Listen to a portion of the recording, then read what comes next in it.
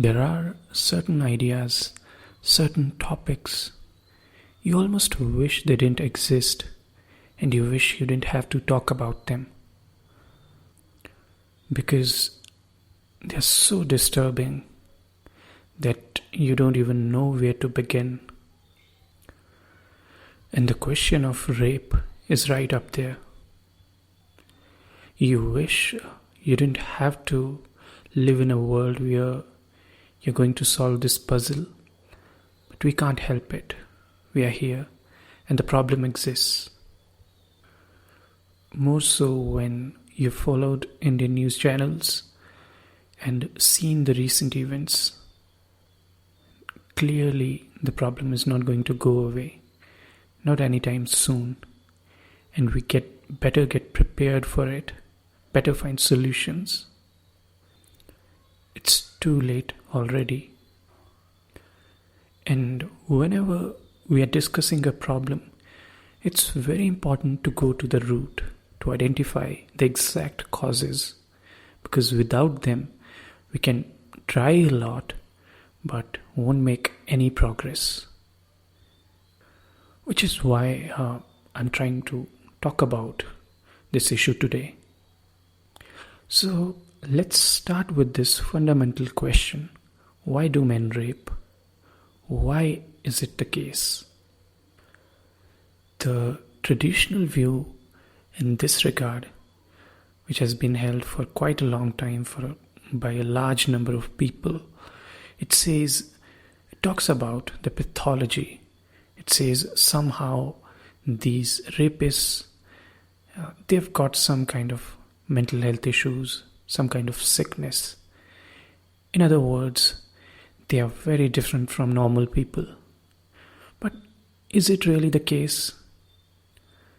I put forward this question to Tara Kaushal, who is the author of a wonderfully written new book called Why Men Rape. You might want to read this book if you want to understand the issue. So here's what she has to say.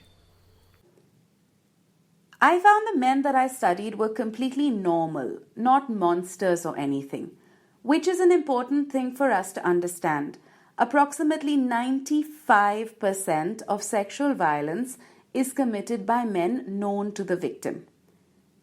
When we situate men who rape as monsters, we situate them as irredeemable and remove our social and cultural responsibility in their creation.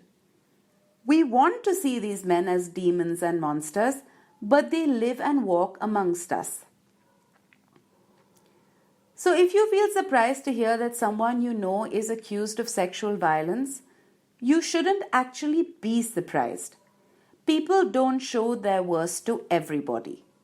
People who commit these crimes aren't usually those who hang around behind bushes and are waiting to pounce upon some Savarna virgin who happens along. Most people know their attackers and abusers. That's what's common among all of them, that they are seemingly normal men who may be married and respectable, who live among us in society. That's exactly the case. And that's what makes it so difficult to examine and to find any solutions. Because a rapist is not a unique person. And they are everywhere. And that's why we see such large numbers all over the world. But there are other explanations available. One of them is it comes from social learning theory, which basically says that you imitate the behavior that you see around yourself. And this especially happens when you grow up in an environment where you see certain things. So if you see sexual violence, sexual harassment while growing up, you end up doing those sort of things. Moreover, this is also a part of the wider culture problem. Things like objectification of women, porn industry. These things matter, and these things do have an impact how we raise our children and how eventually people turn out to be.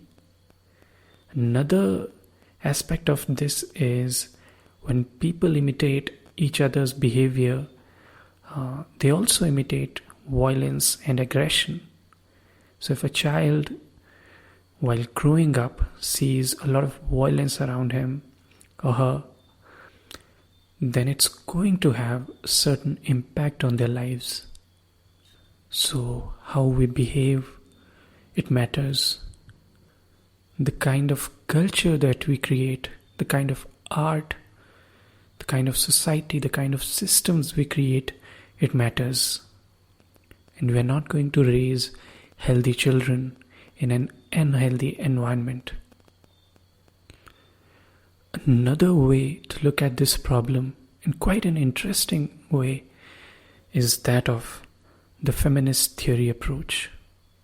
According to feminist theory, as the famous line goes, rape is not a sexual act, but it's a political act.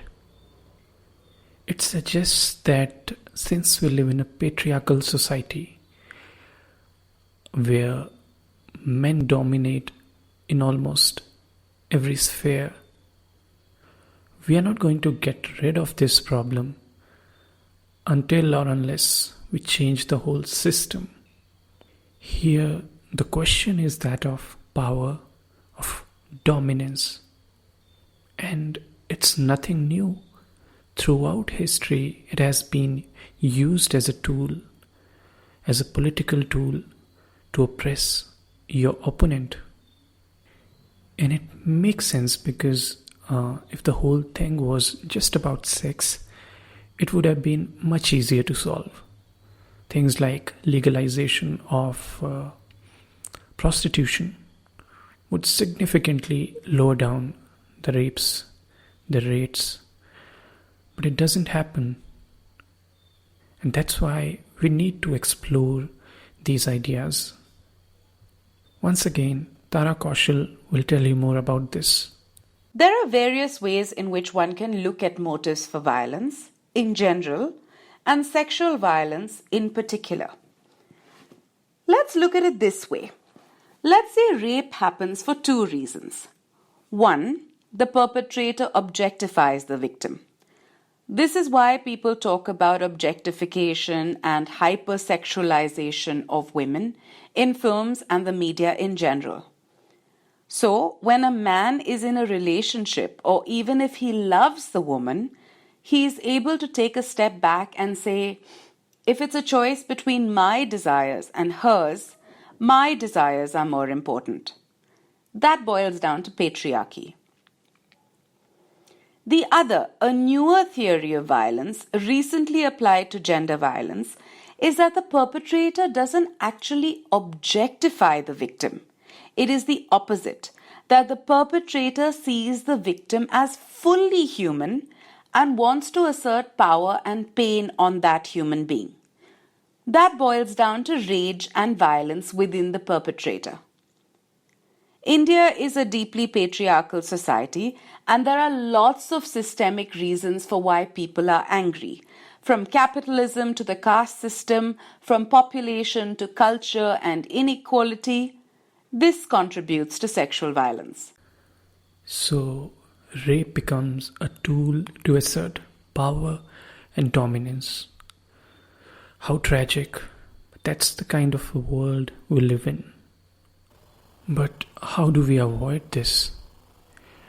And just the law and order enforcement, it won't solve the problem. We need to change the fundamental structures of the society, how it functions, how the power is distributed.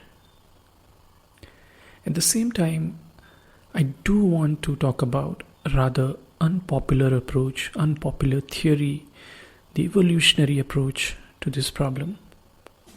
It's unpopular and in fact considered a taboo because many people assume that once you go into biology or the evolution part, you pretty much grant the other person, the rapist, that they have license to do these kind of crimes. But I don't think that's the case.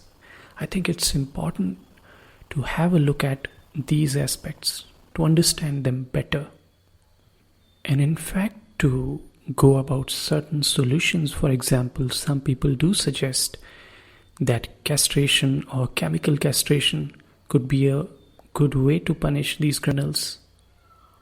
But we can't talk about all these solutions until we are ready to put a foot on the landmine, which is that of evolutionary theory. So, as per evolution, there are two things about sex that we need to keep in mind.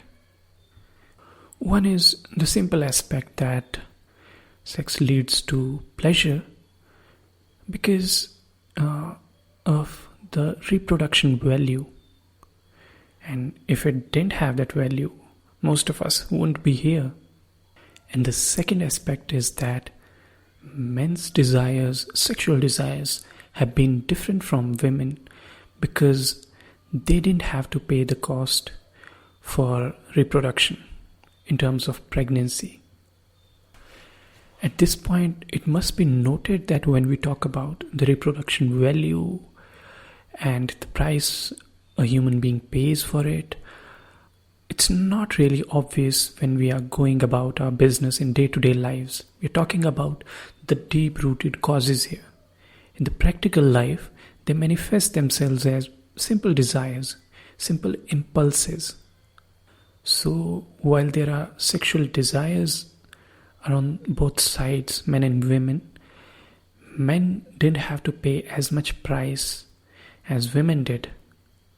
And this is the point where we can talk about punishment.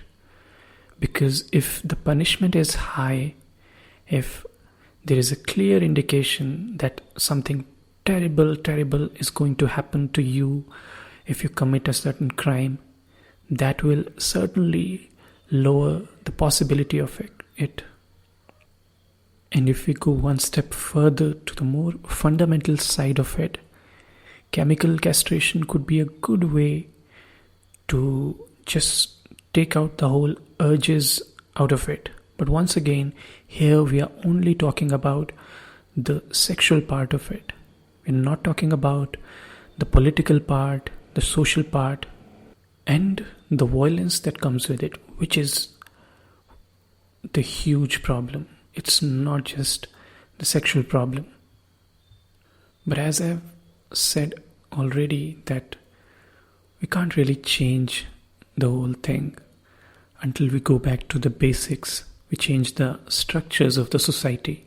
We work on our education, and that remains a key area. We have to start with that. We have to see how we educate our children. More importantly, the kind of atmosphere we create around them, that will have a significant impact on how they view the world, on how or what kind of actions they're going to take in future. Equally important is to educate ourselves on the topic. I've already talked about this book by Tara Kaushal, and she'll suggest you further reading on the topic. So as far as books I recommend on the subject goes, I believe older scholarship is best explained by Susan Brown Miller's Against Our Will, Men, Women and Rape, which came out in 1975. For newer scholarship on gender and violence, I recommend Against Empathy by Paul Bloom and Down Girl, The Logic of Misogyny by the feminist philosopher Kate Mann. For an Indian understanding, I like Too Many Men, Too Few Women, Social Consequences of Gender Imbalance in India and China, edited by Ravindra Kaur, and No Nation for Women by Priyanka Dubey, that came out last year. Thank you for listening. It's only through these kind of conversations can we make progress and find solutions to these kind of problems. And I hope you will participate too and share your thoughts with me. Let me know about it. Thank you for listening. This is your host, Deepak Rana, signing off. Have a nice week.